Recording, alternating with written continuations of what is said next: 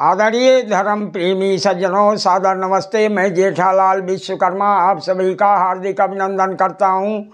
रामायण अरण्यकांड सर्ग 30। ये कथा आपको सत्य रामायण से सुनाई जा रही है।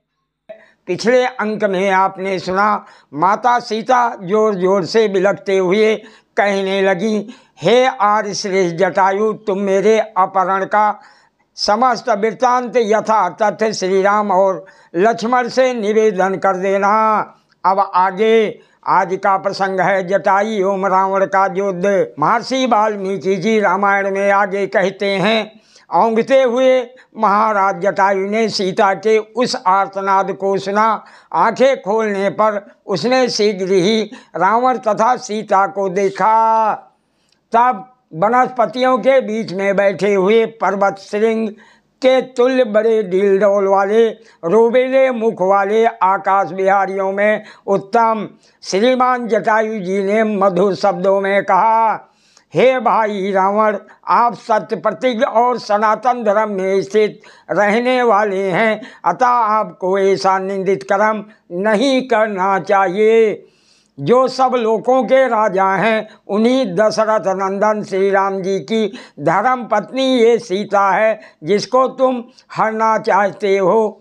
जो राजा धर्म मार्ग में स्थित है, क्या उसे पर स्त्री पर हाथ डालना उचित है? हे महाबली, हे रावण, तुम्हें तो राजदाराओं की विशेष रूप से रक्षा करनी चाहिए। हे रावण, पर वधू से संपर्क करने की इच्छा रखने वाली नीच बुद्धि को तुम त्याग दो। जिस कार्य के करने से लोक में निंदा होती है, धीर लोगों को वो काम नहीं करना चाहिए। हे पुलस्त्य शिष्ट जन, जिस धर्म अर्थ अथवा काम के संबंध में शास्त्र का विधान नहीं पाते, तब राजा जैसा आचरण करता है, लोग भी उसी का अनुसरण करते हैं। अतः राजा को सदा धर्म मार्ग का ही अनुसरण करना चाहिए।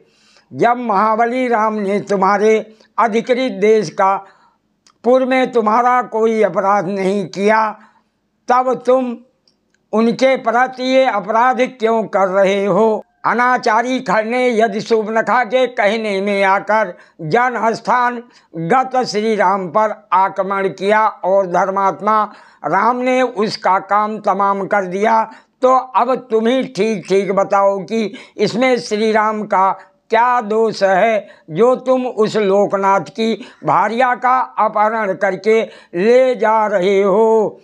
हे राक्षस राज रावण, तुम सीता को तुरंत छोड़ दो। ऐसा ना हो कि जैसे देवराज इंद्र ने अपने वज्र से वृत्रासुर को भस्म किया था, उसी प्रकार राम भी तुम्हें अपने अग्नि तुल्य नेत्रों से भस्म कर डालें।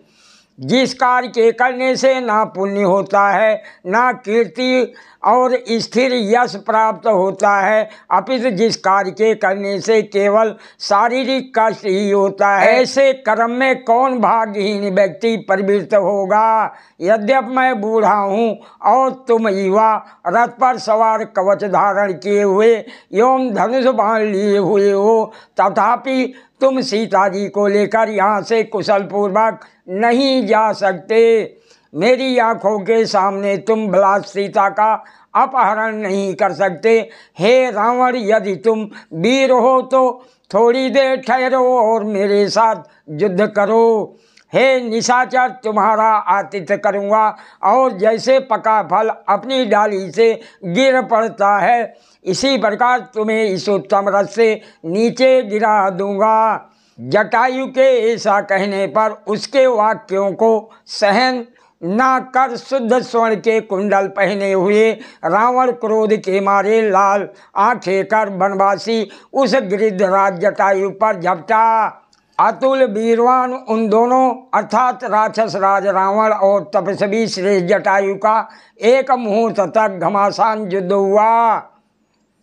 अंत में श्री राम के लिए युद्ध करने वाले महाराज जटायु के दोनों कंधों, हाथों और पैरों को रावण ने तलवार के वार से काट दिया। भयानक कर्म करने वाले रावण द्वारा वक्षस्थल और पैरों के कट जाने पर राजा जटायु मरणासन्न होकर पृथ्वी पर गिर पड़े। रावण द्वारा मारे गए राजा जटायु को देखकर चंद्र अनना सीता जी दुखपूर्वक विलाप करने लगीं। तब जटायु के लिए विलाप करती हुई और हा राम हा लक्ष्मण कहकर रोती हुई सीता को लेकर राक्षस राज रावण आकाश मार्ग से चला गया। सादर प्रणाम। जय सिया राम जी की।